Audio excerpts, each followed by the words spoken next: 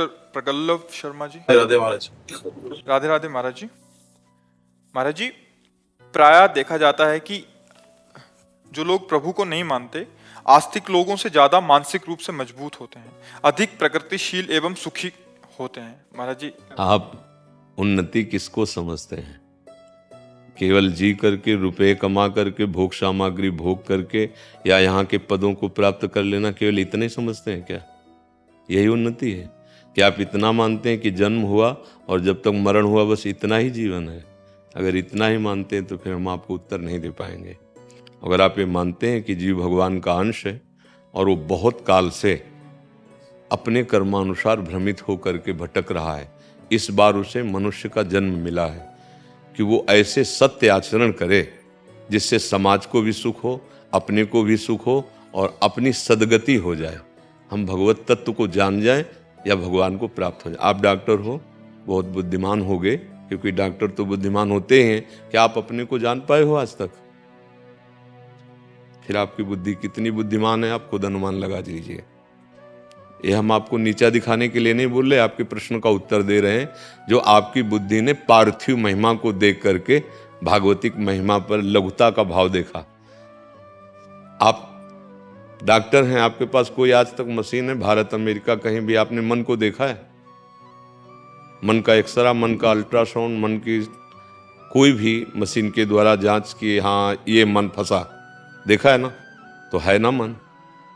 आप ये मानते हैं ना कि बहुत जन्मों से हमारा जन्म हो रहा है? मानना पड़ेगा। इसलिए कि छोटा बच्चा जो गर्भ के बाद पैदा होता है, जब माँ के स्तन लगाए जाते हैं तो पीना सीख, किसने सिखाया? किसी डॉक्टर ने सिखाया या मास्टर ने सिखाया? ऐसे उसको करो, वो भयभीत होकर रोने लगेगा, इसका मतलब इसका परिचय है भय से। ऐसे करो, वो किलकारी माँ, इसका मतलब प्यार का परिचय है, मतलब पुराना है, वर्दी नई है इसकी। बच्चा नया शरीर धारण किए है, लेकिन वो बच्चा नहीं जो अंदर है, वो भगवान का अंश है। हाँ, अब तुम्हारे प्रश्न पे आते हैं। जीव के दो कर्म होते हैं, एक शुभ कर्म होते हैं, एक अशुभ कर्म होते हैं।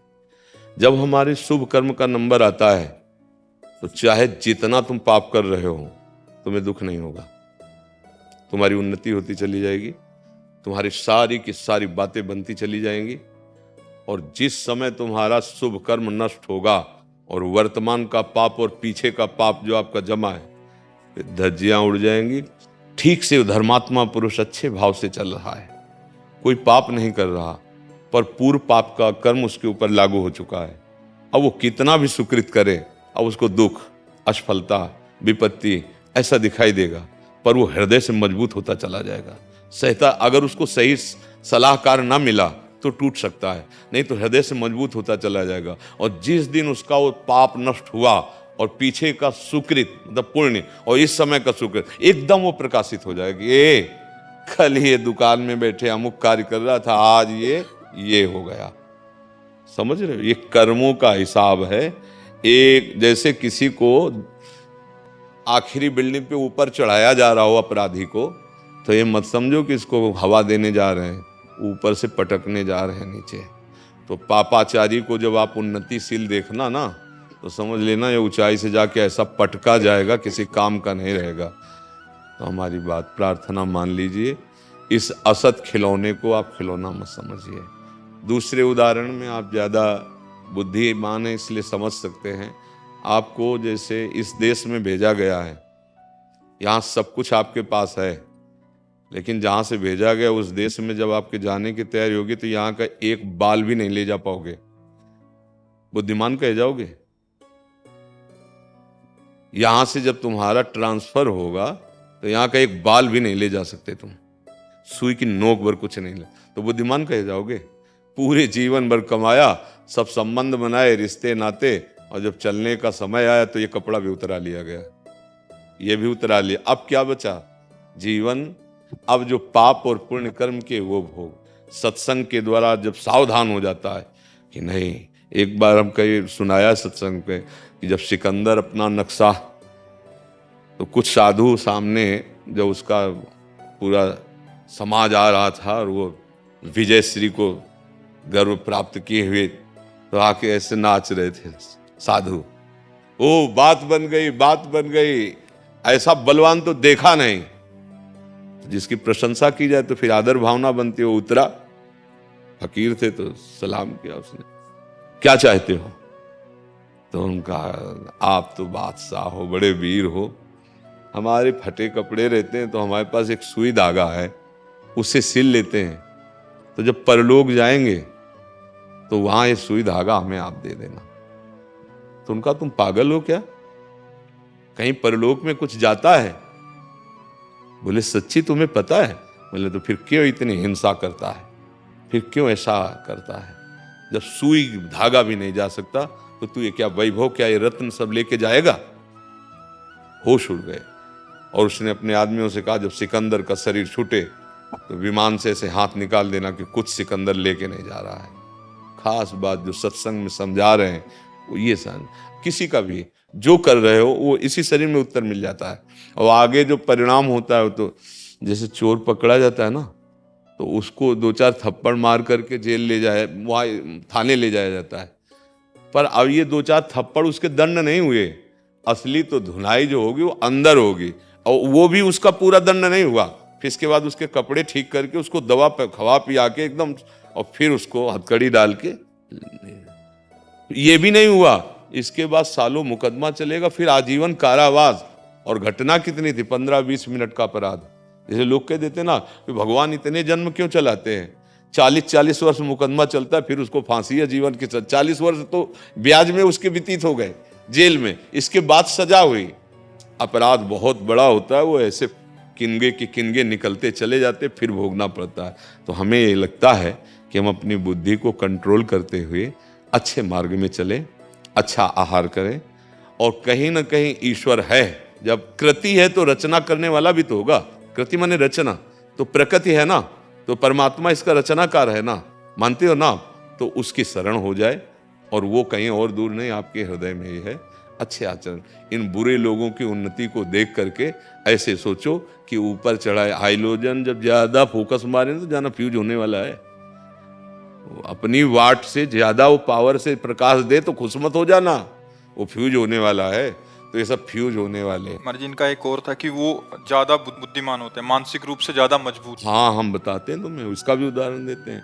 एक बच्चे को माता पिता रोज समझाते थे, गेम मत खेल, पढ़ा कर। 12-13 वर्ष का था। एक दिन पिता ड्यूटी से आए, वो गेम खेल रहा था, मारा एक थप्पड़। इतनी बार कहा गेम मत खेला कर, तू पढ़ाई का समय तेरे।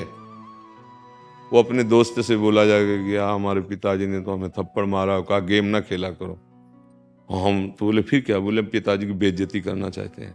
बोले कैसे करोगे? तो दोस्त ने कहा हम बताते हैं, एक छोटा सा कैमरा लो, जहाँ तुम्हारे मम्मी पापा रहते हैं ना, वहीं इसको फिट कर दो, और बस तुम वो हमको दे दिया करना, हम उसको वायरल कर देंगे, भारी बेइज्जती हो जाएगी।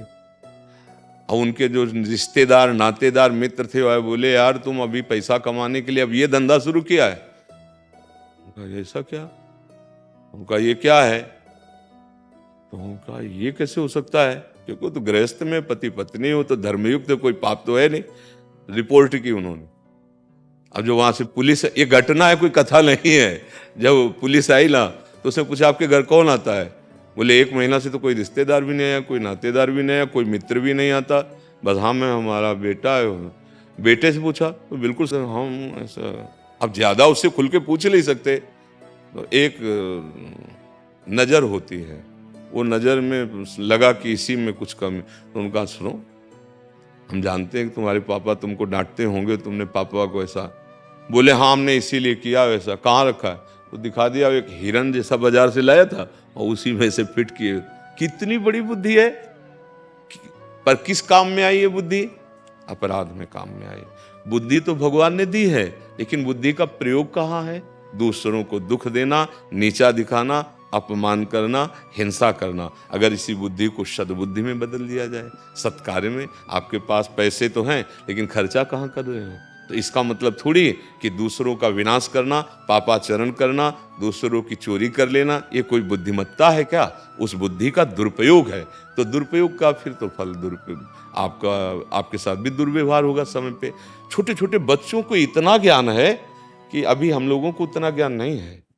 आप देखो छोटे छोटे बच्चों को इतना, तो भगवान ने बुद्धि दी है, उसका प्रयोग किधर हो रहा है? गलत प्रयोग कर रहा है, तो इसके लिए बड़ाई थोड़ी उसकी दी जा सकती है। उसके लिए बड़ाई नहीं दी जा सकती है। बड़ाई दी जाती है तुम्हारे को बल दिया है तो दूसरे को संभालो, दूसरे को उठाओ, दूसरे की रक्षा करो। ये नहीं कि बल दिया है तो दूसरे को मारो, दूसरे को सताओ। तो बुद्धि तो भगवान ने सबको दी है, तो आप क्या समझते हो वो बुद्धिमान है? आपकी दृष्टि में उनको बुद्धिमान कहते हैं जो दूसरे की चोरी कर ले, हिंसा कर ले, बेविचार। आजकल भैया इसी बात का सम्मान होता है, कलिकाल है, सच्ची बात मान लो। अगर वो ऐसे गंदे कार्यों में थोड़ा उन्नतिशील है ना तो सभा में सम्मान होता है, आओ भाई, और उनकी पार्टी होगी, उनका स्वागत होगा। वो धर्म से चलता है ना, उसको चाय भी नहीं पिलाया जाएगा, अपमान किया जाएगा। अब सत्य वस्तु को तो समझ पाना थोड़ा कठिन है। इसलिए भाई हमें तो लगता है कि ऐसी बुद्धिमानी से तो बुद्धि ना हो तो अच्छा है। जो बुद्धिमानी दूसरे का अहित करे, दूसरे को दुख दे, दूसरे की हिंसा करे, वो तो बुद्धिमानी नहीं कही जा सकती है।